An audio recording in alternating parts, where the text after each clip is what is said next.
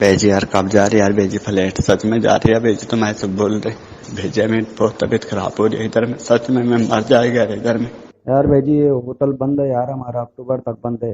अब पता नहीं अक्टूबर में भी खुलेगा कि नहीं खुलेगा। अब 3 महीने से रूम पे बैठे हैं, बड़ी दिक्कत हो रही है यार भाई। सर यहाँ पर ना तो लाइट है, ना पानी है, ना खाना है, रहना है, ना सोना है। हम लोगों तो बड़े बुरे हाल हैं यहाँ। नमस्कार, network10tv.com देख रहे हैं आप। आपके साथ मैं हूं अमित रावत। ये आवाज़ें आपने सुनी होंगी, ये दर्द भरी आवाज़ें, कितनी मजबूर आवाज़ें आप सुन रहे होंगे। आवाज़ें हमारे उन भाई बहनों की जो विदेशों में फंसे हुए, वो होटलियर्स भाई बहन जो आज भी भारत आने के लिए लगातार तमाम प्रयास कर रहे हैं। हालांकि फरवरी से लेकर अब तक कई ऐसे लोग हैं जिनके पास ना नौकरी है, ना रहने के लिए ढंग की जगह है। कई लोग तो ऐसे हैं जिनके पास खाने पीने की पूरी व्यवस्था नहीं है। ये तमाम तस्वीरें, तमाम ऑडियो और इसके अलावा कुछ और वीडियो आपको दिखाएंगे जो सीधे दुबई से हमारे पास आई हुई है।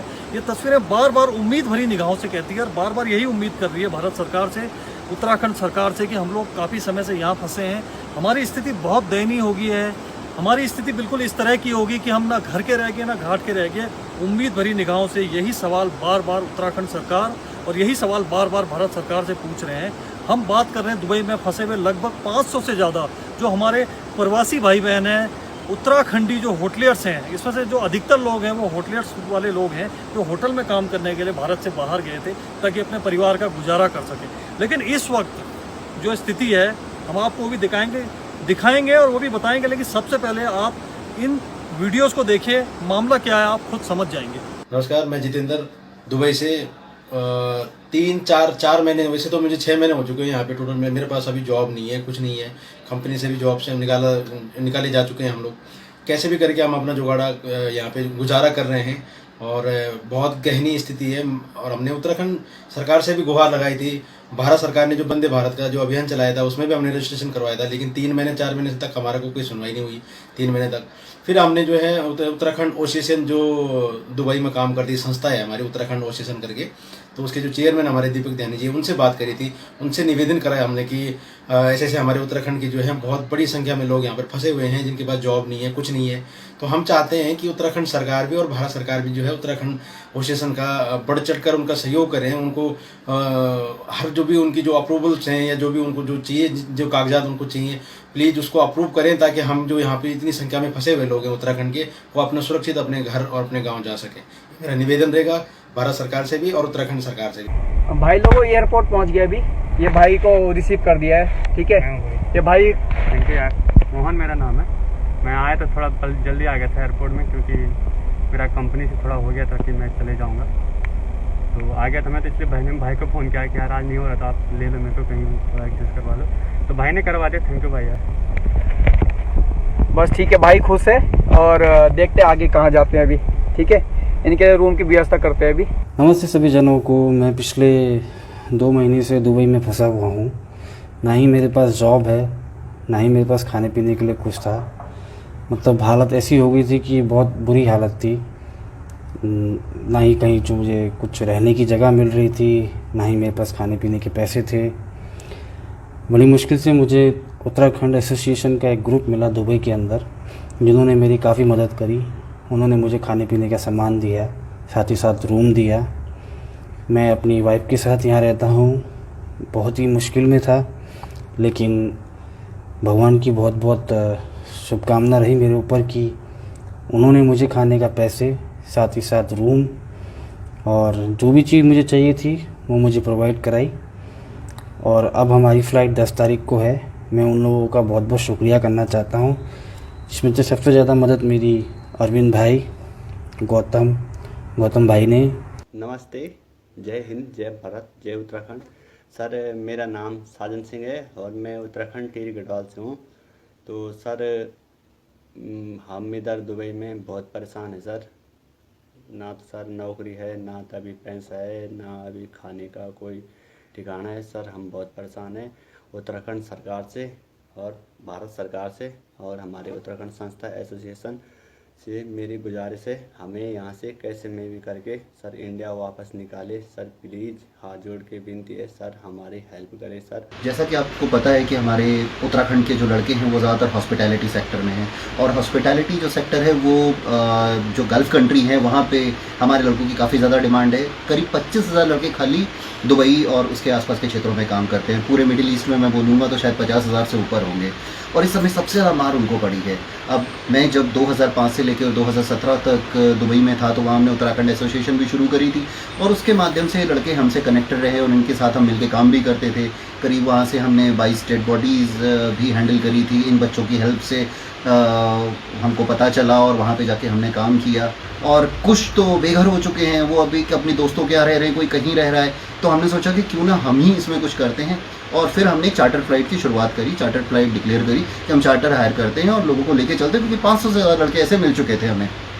500 लड़के में तो 3 फ्लाइट लगेंगी, तो हमने कहा चलो पहली फ़्लाइट करते हैं। हमने भारतीय दूतावास से संपर्क किया, उनसे पता चला कि ये कुछ नियम है, इसको हमको फॉलो करना है। हमने कहा ठीक है।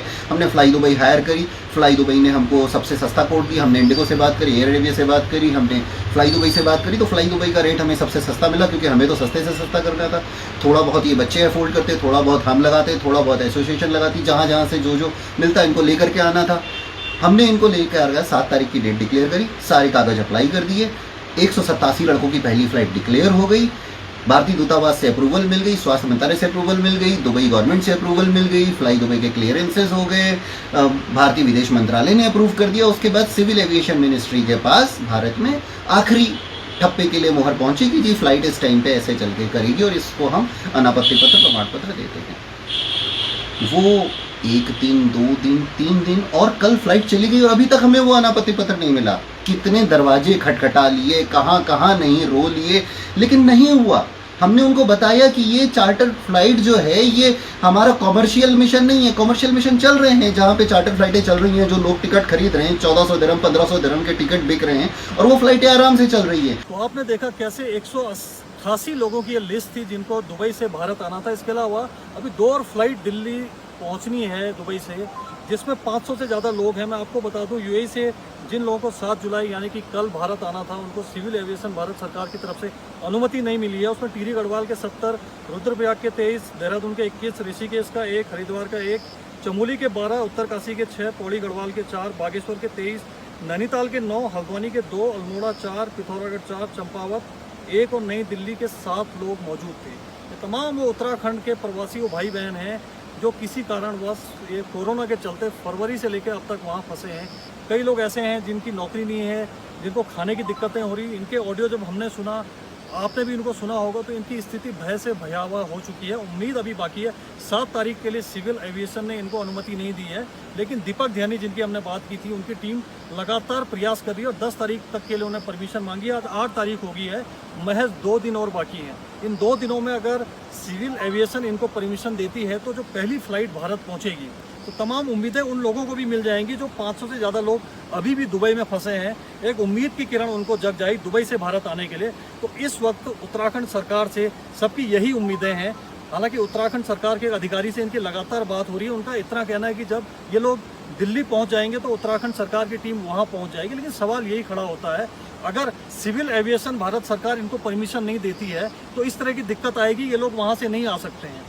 तो उत्तराखंड सरकार से यही उम्मीद है, मुख्यमंत्री त्रिवेंद्र सिंह रावत से यही उम्मीद है कि कम से कम 2 दिन का समय बचा है, आप जागिए, इनको परमिशन दीजिए। सिविल एविएशन भारत सरकार से आप बात करिए। लोग वाकई बहुत दिक्कत में हैं, वाकई बहुत परेशान में हैं। और एक सवाल जो इनसे हमने बात की थी दीपक ध्यानी से, तो इनको साफ तौर पे कहना था कि दुबई एविएशन की फ़्लाइट इन्होंने बुक की हुई है, इनको सस्ती पड़ती है दोनों तरफ आने जाने के लिए, और भारत सरकार कंडीशनली उनको परमिशन देता है। इस बार कम से कम मानवीय आधार पर उनको परमिशन देना बनता है।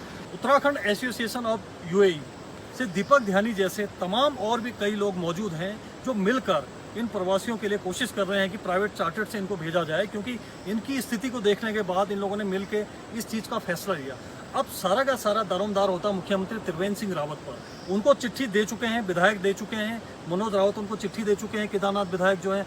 उसके अलावा यूएई एसोसिएशन भी उनको चिट्ठी दे चुकी है, और तमाम हर प्लेटफॉर्म से उनको गुहार कर चुके हैं। सिविल एविएशन भारत सरकार को कहीं ना कहीं इस बात पर गौर फरमाना चाहिए। ये उत्तराखंड सरकार की भी एक जिम्मेदारी बनती है। इस वक्त 500 से ज़्यादा लोग जो फंसे हुए हैं उनको 3 फ्लाइट से आना है। तो उम्मीद करते हैं कि इस खबर के बाद उत्तराखंड सरकार के जो मुख्यमंत्री त्रिवेंद्र सिंह रावत है या उनसे जुड़े हुए जो अधिकारी हैं ज़रूर इस बात की गंभीरता को समझेंगे, क्योंकि वाकई जिस तरह के वीडियो और ऑडियो हमने सुने हैं ये बहुत ही दयनीय स्थिति है। और हमारे वो प्रवासी भाई बहन हैं, होटलियर्स हैं वो भाई बहन हैं जो इस राज्य से बाहर सिर्फ कमाने के लिए गए थे और इस वक्त जो बुरे दौर में अपने राज्य पे आना चाहते हैं। तो उम्मीद करते हैं और हम भी आशा लगाते हैं कि बहुत जल्द, क्योंकि दिन 2 बचे हुए हैं, इन 2 दिनों में कुछ ना कुछ सरकार की तरफ से निर्णय लिया जाएगा। बहरहाल मुझे दीजिए इजाज़त, नमस्कार।